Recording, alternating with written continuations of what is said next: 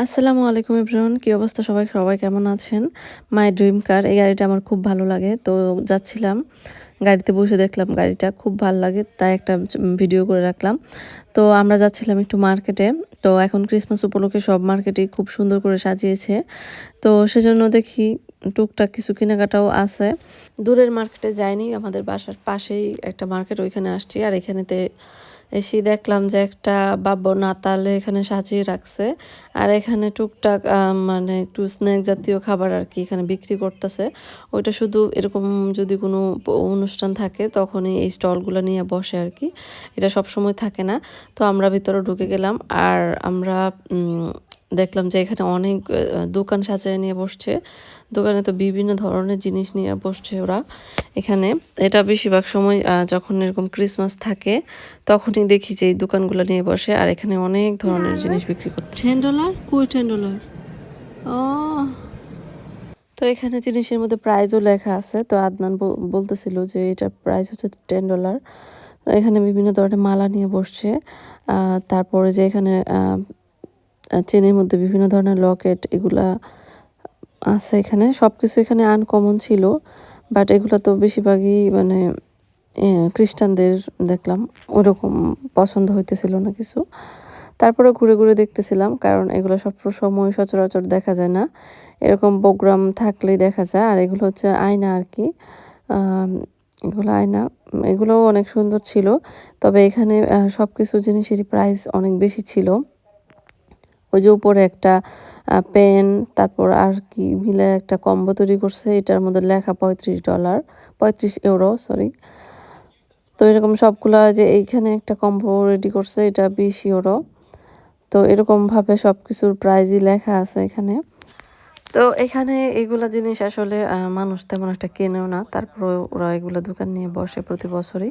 তো এখানে তো খুব সুন্দর করে ক্রিসমাসের একটা ট্রি সাজাইলো। তো এখানে কয়েকটা ছবিও তুলেছিলাম, এর আগে ছবিগুলো পোস্ট করেছি।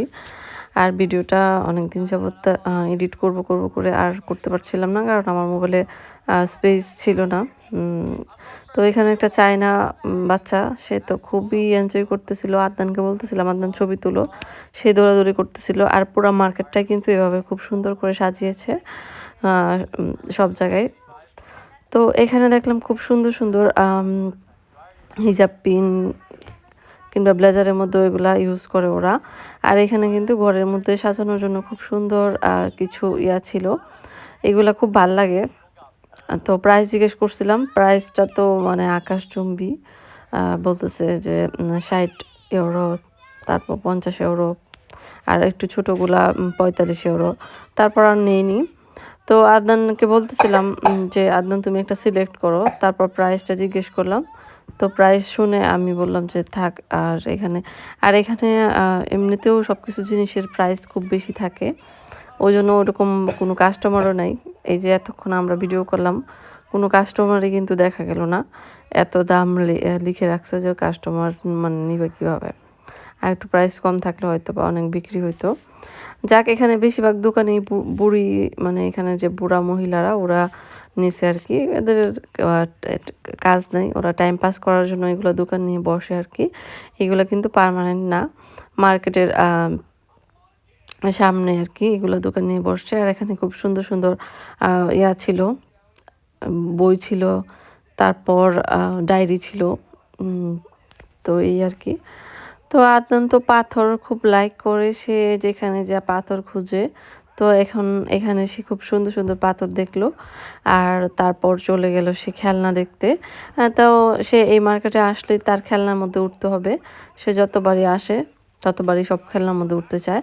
তো তারপর আমি বলতেছিলাম যে যে কোনো একটার মধ্যে উঠবা, কিন্তু বলতেছে যে সে যেটাতে বেশি মজা পায় ওইটা। আমি বলছি একটাই উঠো, সবগুলো উঠার দরকার নাই। সে এই অটোটা সিলেক্ট করে, তার নাকি এটাতে খুব ভালো লাগে। তো ভিডিও কেমন লাগলো, লাইক কমেন্ট শেয়ার করে পাশে থাকবেন সবাই। আর কমেন্ট করে জানিয়ে দিবেন কে কোথা থেকে দেখছেন ভিডিওটা। সবাই ভালো থাকবেন। আজকের ভিডিও এই পর্যন্তই। আল্লাহ হাফেজ।